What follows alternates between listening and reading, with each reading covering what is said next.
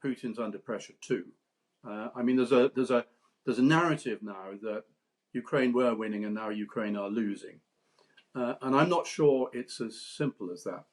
So when Putin goes to North Korea and begs the North Korean help, that is a bit of a sign of desperation. He's already done it with Iran. That's a bit of a sign of desperation.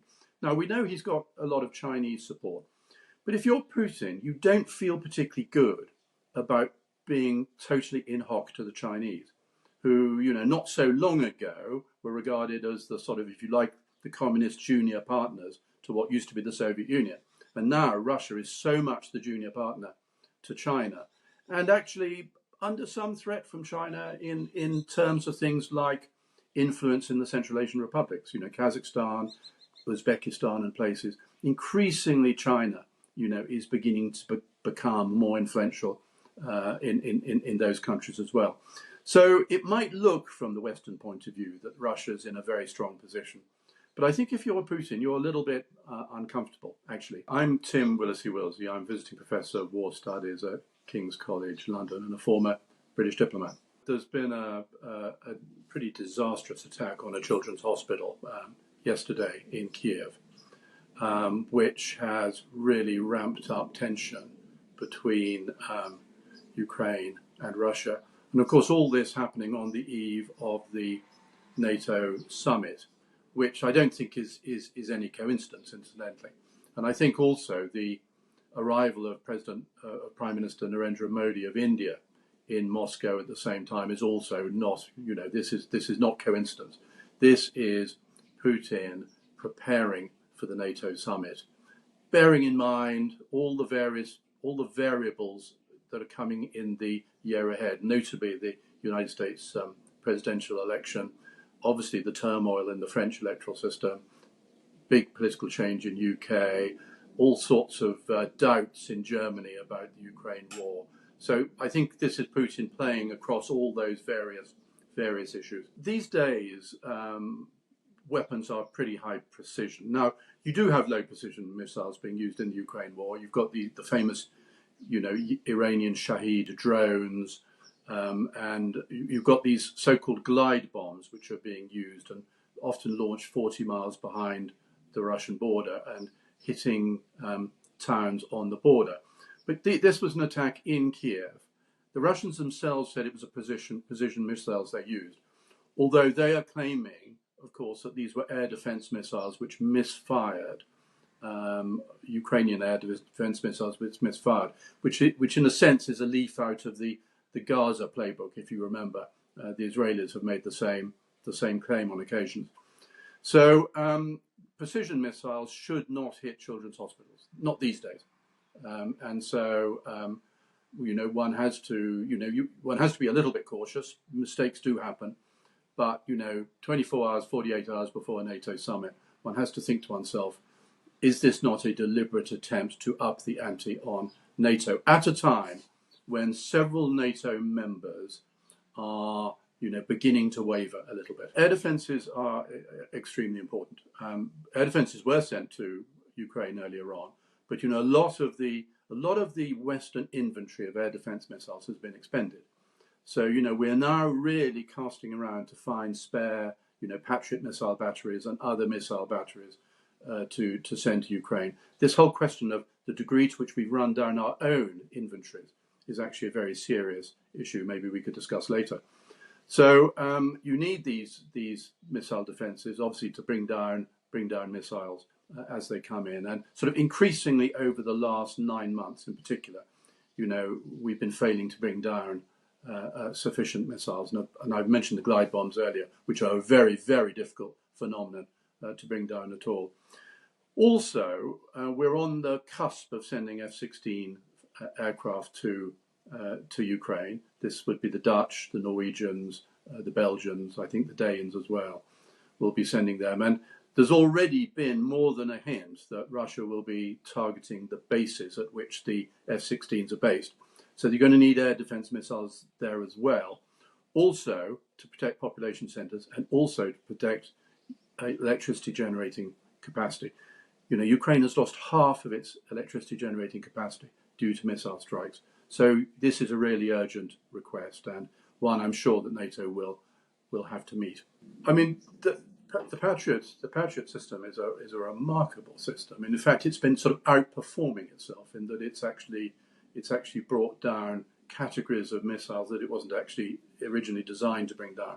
So it's a remarkably effective weapon. The global problem we have is there is not enough systems. I mean, just to give you an example, Britain, for example, doesn't have Patriot systems.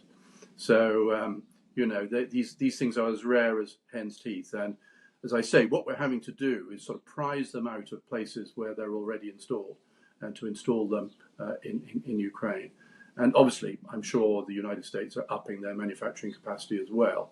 But yeah, these things are in very short supply and very badly needed. Zelensky's got to be very careful at this summit. I mean, he's got a bit of a reputation for turning up with long shopping lists. And if you may remember, with Ben Wallace, our defence minister, was sort of slightly critical of him about that some months ago. I think what is much more important for Ukraine is not what is promised at this meeting, but the wider NATO response. So what NATO needs, above all, in this NATO meeting, they need to show complete solidarity, i.e. complete support for Ukraine, unquestioned support for Ukraine. I mean, it's slightly unfortunate that in a way that President Biden is going to be using the NATO meeting to sort of prove his mental acuity. So, in a sense, part of the summit has been hijacked for that separate purpose. But actually, if he shows his mental acuity in showing united response to Ukraine, that will be very valuable. I think there's incidentally a big role here to play for Britain's new Prime Minister, Keir Starmer, because unlike the Germans who are wavering, Chancellor Scholz, who is wavering on Ukraine under a lot of pressure from other political parties, unlike the French, who've just had a very complicated parliamentary election, which has given a lot of power to the far left, Mélenchon, who is not very strong on Ukraine, and the far right, which of course is also not very strong on Ukraine. There is, I think, a really important role for Sir Keir Starmer. I mean, literally, day 4 or something of Prime Minister, to demonstrate, the solidarity we show towards Ukraine, and to really firm up the support amongst wavering members of NATO. I think that's an extremely important role he'll have to play very early in his premiership. I think there's a really interesting point here, actually, which I think tends to get lost in the debate over Ukraine. And I would argue that Putin's under pressure too.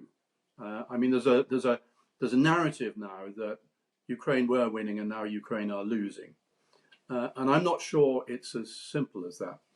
So when Putin goes to North Korea and begs the North Korean help, that is a bit of a sign of desperation.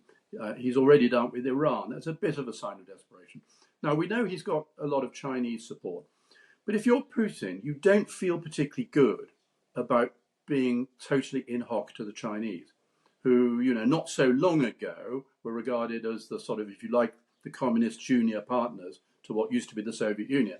And now Russia is so much the junior partner to China, and actually under some threat from China in terms of things like influence in the Central Asian republics, Kazakhstan, Uzbekistan and places. Increasingly China, is beginning to become more influential in those countries as well. So it might look from the Western point of view that Russia's in a very strong position. But I think if you're Putin, you're a little bit uncomfortable, actually, the way it's going. Add to that, they've lost a huge amount of equipment. Add to that, they've lost a great number of men, and probably women as well, but particularly soldiers and mercenaries, the Wagner group and so forth. So I think if you're Putin, you're not feeling quite as good as we may think, and this is why I think at the NATO summit the appearance that we are in it for the long game is so important, because if Putin recognises that we're going to stick by Ukraine, that makes him wholly reliant then on a Trump election victory in November. And as we know, that's not necessarily guaranteed. I think we'll probably reach some sort of solution in 2025. I mean, I would obviously one would like to see Russia's invasion defeated, and them have to go back to the original line and give up Crimea and so forth. And I would much prefer that as an outcome. But these days, strategic patience is in short supply. We saw that in Afghanistan, and as I say, we've got a certain amount of wavering. So I think, in a sense, we are entering an endgame here, which is why all these things, like the weapons we supply and the diplomatic unity we show, are so important. Because when eventually it does come to some sort of deal, if we've been weak on the diplomatic side, on the military side, and everything, then Putin's going to get everything he wants, which would be, I would argue, absolutely disastrous for Europe. Because then what's to stop him in 2 or 3 years' time deciding to take a chunk out of Estonia, or to go for Georgia or Moldova, probably, non-NATO countries. So, if it is going to be the end game in 2025, 2026, which I think is pretty likely, what we do now becomes incredibly important, so that we have Putin on the back foot, as he actually has been in Crimea. And this is the interesting thing. Although Ukraine hasn't been doing quite so well in the Donbass, it's been doing very well in Crimea. The Russians have lost a lot of naval ships. They've had to move their navy out of Sevastopol, further away from the action. And they're very, very worried that the Kerch Strait Bridge will be hit again, which would cut off that route into Crimea. So, all is by no means lost. And this is why, I think really the next 3 days are going to be so important. Trump says some things and does other things. I mean, he made a lot of very anti-NATO remarks during his first term in office, but actually stayed as member of NATO, and in a sense did a favour to NATO by getting a lot of the members to increase their spending up to and beyond the 2% limit. So it may well be that his boast that he'll end I think he said in the debate, didn't he, that he would end the Ukraine war before he even took office.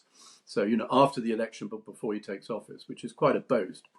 Well, firstly, that is extremely unlikely. And one hopes that allies and also the statistics in the House, in Congress, in Representatives and the Senate, will actually force him to think again. And of course, that would be a massive disappointment for Putin if Trump does hang on in there. I think what Trump would do, and I think this is a very welcome thing, incidentally, is he would say, look, you Europeans, you need to be carrying much more of the burden. And, we the United States are doing, I think I saw a statistic that the United States has provided 73% of support to Ukraine so far. I mean, it should be at least 50-50, if not 60-40 in favour of Europe, given that this is a European problem.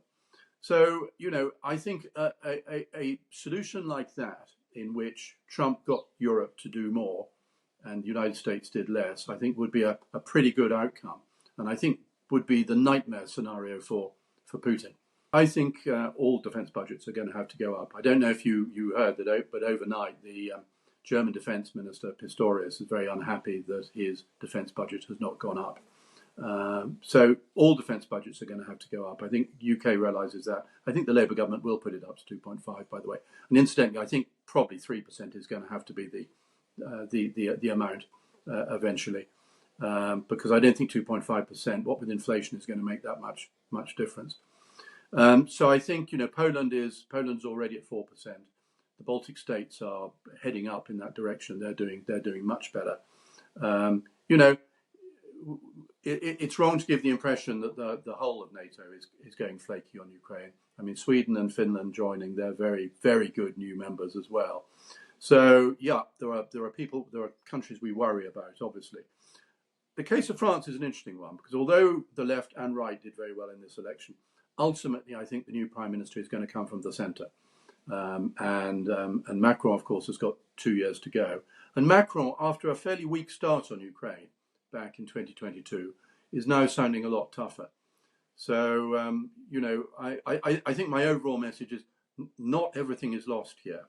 There's still a lot to play for. Russia is feeling under much more pressure than we realise. I think Zelensky will get the message. Don't go to Washington with a shopping list and expect it all to be. Far, far more important is what NATO says. Yeah, obviously, it's important that we give him more stuff, more kit, but I don't think that's what the Washington summit should be judged by.